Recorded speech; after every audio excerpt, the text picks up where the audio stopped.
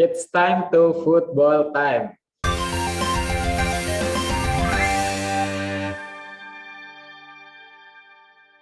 Bersama saya Evan Fajar dan juga ada rekan saya di situ. Adi Manggala Saputro. Kali ini kita akan bahas apa ini, Mas?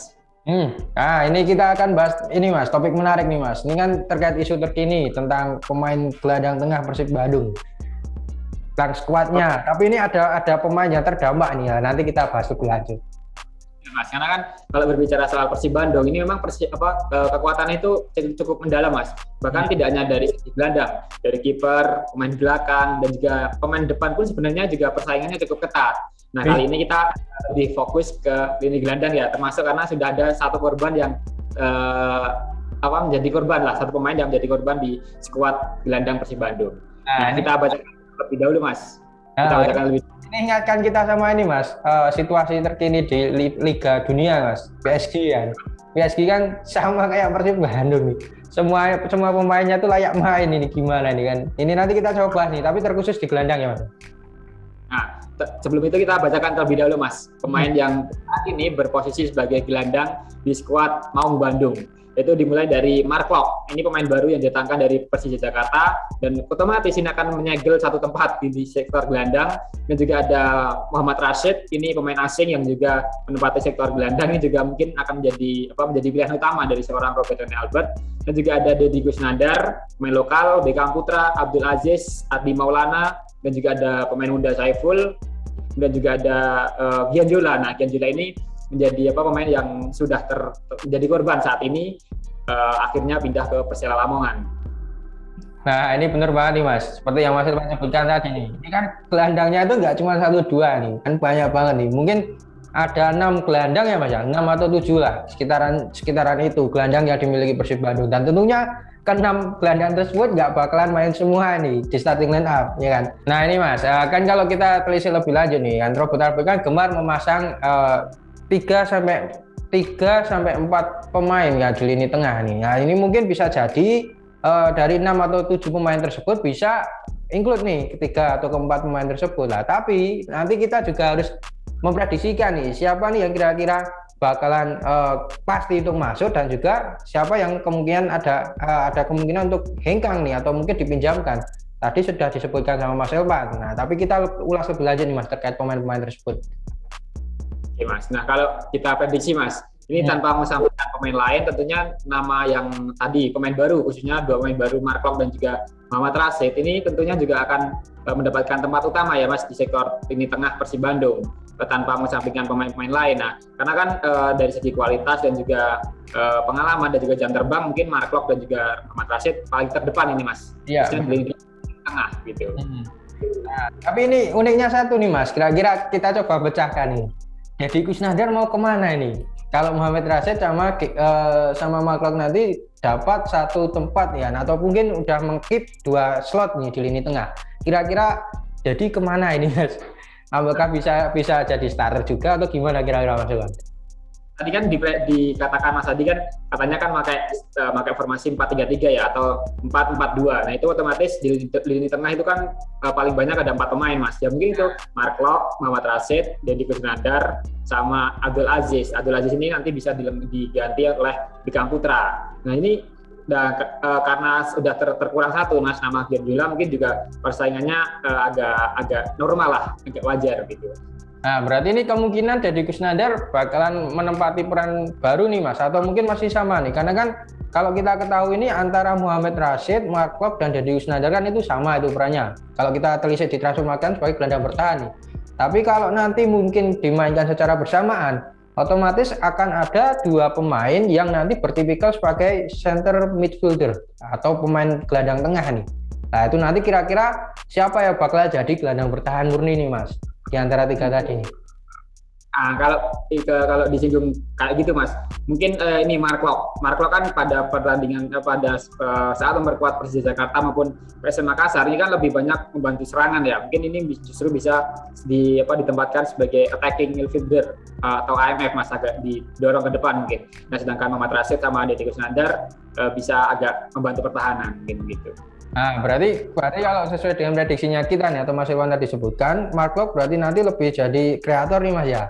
Sedangkan Muhammad Rashid dan Deddy Kusnandar nanti bisa jadi gelandang box to box ataupun pengangkut air nih. Tapi nanti mungkin bisa jadi karena kita telisik juga Deddy Kusnandar itu juga sering memainkan peran di lini tengah. Jadi mungkin kalau menurut saya itu nanti Deddy Kusnandar bisa jadi gelandang tengah di Persib Bandung. Sedangkan gelandang bertahannya nanti kita mungkin ya Mas ya, mungkin ini ditujukan kepada Muhammad Rashid nih.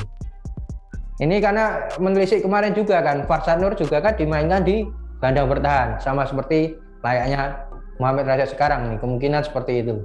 Itu juga Mas Elvan kira-kira? Atau mungkin ada pendapat lain nih? Nah, gimana kalau kita konfirmasi langsung ke Robertino Albert?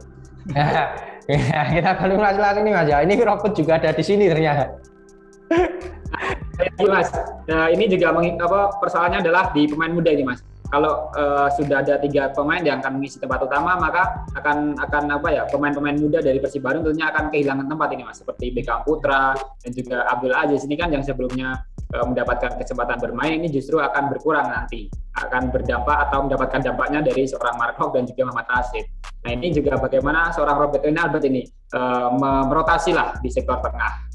Nah, kalau kita telisik di Piala Menpora nih Mas, ini kan Robert Albert kan tentunya sudah mempersiapkan plan A, plan B terkait dengan formasi yang dipakai ini Mas. Tapi kalau kita lihat di Piala Menpora, karena memang di situ ada salah satu pemain yang mungkin belum gabung, ada Geoffrey Castellion kan kemarin.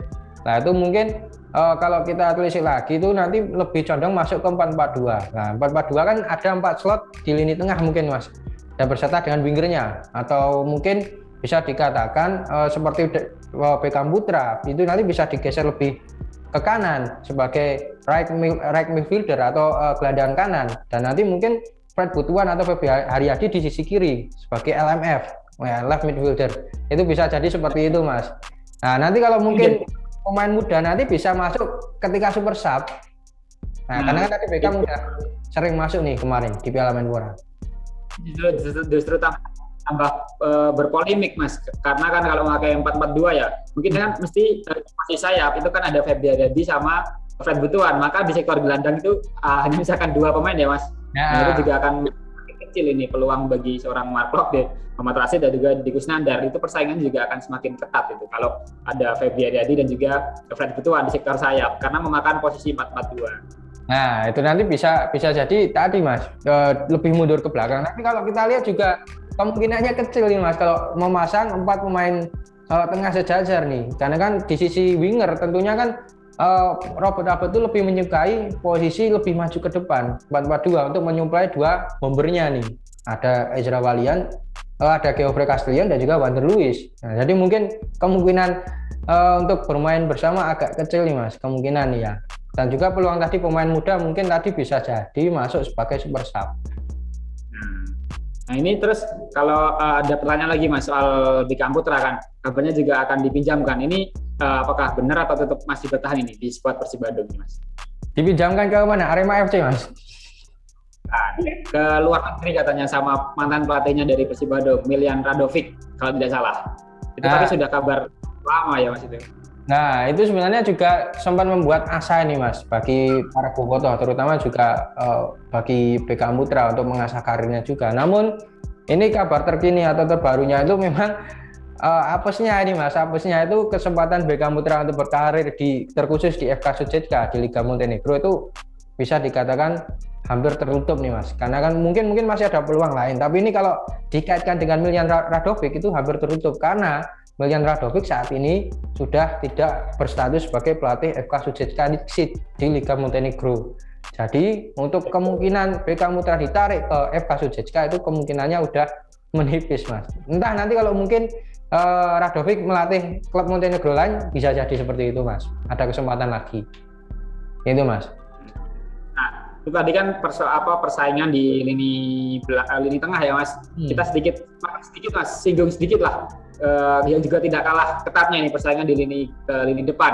Karena di situ kalau memakai 4-4-2 tadi kan menempatkan duet Geoffrey Castellion sama Wander Luiz. Nah ini pertanyaannya kemana kan ini seorang Ezra Walian? Masa mau dipajang di bangku cadangan bersama? Tapi ini ya Mas ya. Berarti yang udah resmi untuk hengkang ini atau mungkin dipinjamkan sementara ini baru Gianzula ya Mas di lini tengah ya? Dan kabar terbaru kan seorang Erwin Ramdhani itu juga mendapatkan tawaran dari klub lain, tapi sudah Fred Butuan atau yang bersangkutan sudah membantah atau mematahkan tawaran tersebut dan memutuskan untuk tetap bertahan di Persib Bandung. Ya.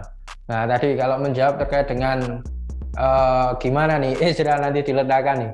Nah kalau kita telisik dari 4-4-2 formasi yang kerap dipakai oleh Robert Albert, mungkin bisa jadi Ezra nanti bermain lebih ke attacking midfielder Mas, atau mungkin nanti di sayap melebar. Nah itu kedua posisi yang pas lah untuk Ezra, karena kalau kita lihat tuh duet Geoffrey dan Wander Luiz kemungkinan kecil tidak tergantikan nih Mas, kemungkinan kecil ya Mas ya. Karena memang kalau kita lihat itu kan dua pemain ini udah padu nih ya.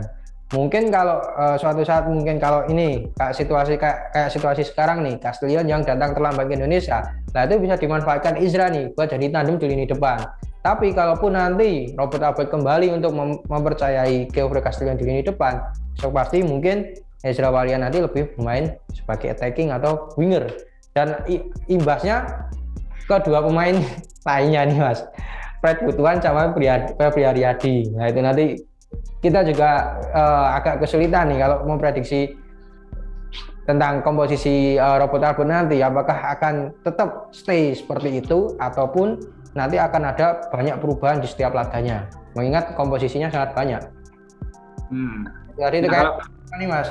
Nah ini kalau kira-kira di lini depan nih siapa nih yang udah jadi korban? Karena kan kalau kita lihat di lini tengah kan persaingan kita kan udah ada korbannya nih Mas.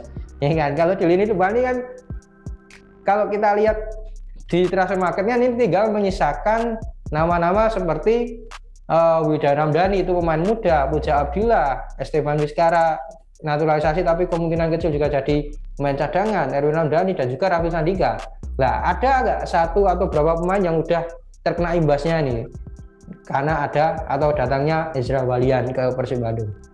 Nah, kalau ditanya seperti itu, kalau dari seorang seperti Esteban Vizcara itu terdampak tapi belum terlihat banget, Mas. Ya. Nah, kalau sudah terlihat merupakan dampak dari kedatangan atau duet dari Wander Luiz dan juga Geoffrey Castillion dan kedatangan Ezra Walian itu adalah seorang Ferdinand Sinaga ya, Mas.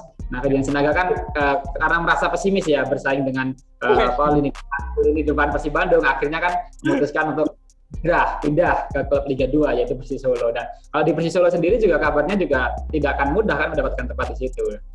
Nah, tapi pesaingnya juga banyak di Persis Solo. Nah, ini nanti kita lihat di Ferdinand gimana nih nasibnya di Persis Solo juga nih. Tapi memang kalau dilihat dari lini depan memang Ferdinand juga sebenarnya ya, kalau dilihat dari sejarahnya juga punya sejarah bagus nih Persib Bandung, udah pernah bawa Persib Bandung juara ISL. Tapi kenapa kok malah nggak pede ya Mas? Nah, itu ya jadi mungkin ada pertimbangan lain dari Ferdinand nih, kenapa kok jadi nggak pede nih untuk bersaing di lini depan Persib Bandung. Terakhir.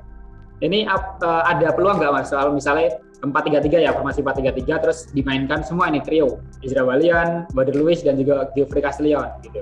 Nah, itu bisa jadi seperti itu Mas, kemungkinan dimainkan semua. Nah, namun nanti tetap ada pemain yang harus dikorbankan nih Mas, antara Fred Butuan ataupun Febri Haryadi. Nah, karena kan kalau 4-3-3 otomatis 3 pemain depan nanti kan jadi opsi jadi milik Geoffrey Castillion dan juga Wander Luiz serta Ezra Walian. So nanti kalau mungkin itu diterapkan, Febri Haryadi dan Fred Butuan itu bisa jadi terdampak atau mungkin malah mundur ke belakang. Lah nanti salah satunya untuk posisi tengah itu jadi milik satu pemain saja nih Mas, Muhammad Rashid atau Maklok nih. Kan kandidat terbesarnya kan itu. Kalau 4-3-3 sih kalau menurut saya nih, karena emang ya ini PSG-nya Indonesia ini susah ini Mas kalau buat memprediksikan dari skuad Persib Bandung siapa yang akan tahu, ini sulit nih untuk diprediksi secara hampir 90%-nya itu agak sulit nih. Karena memang semua pemain yang dimiliki oleh Persib Bandung kan kualitasnya rata ya Mas. Benar. Tidak ada pemain yang pantas ditempatkan di bangku cadangan karena memang semuanya berpotensi untuk menjadi starting di line up Persib Bandung untuk di Liga 1 2020 mendatang. Nah, ini berarti kalau kita singgung Persib Bandung Los Galacticos-nya Indonesia, Mas Irwan itu juga nih. Kalau pada musim ini sih agak masuk Mas, karena kan melihat klub-klub lain di Liga 1 memang komposisinya agak biasa sih, karena kan memang kondisinya pandemi dan pemainnya agak seadanya gitu Mas. Nah, sedangkan Persibado sendiri kan memang dari segi finansial cukup mumpuni ya, cukup memadai. Nah, mungkin itu yang membuat para pemain maulah bergabung ke Persib Bandung. Berarti hampir sama kayak Real Madrid, setuju ya Mas ya? Oke, mungkin itu aja ya Mas Ilvan yang dapat kita share atau sampaikan kepada para Football Time. Kita cukupkan edisi Football Time pada kali ini. Kita tutup dengan salam Football Time. Terima kasih sudah nonton. Jangan lupa like, subscribe, dan share ya.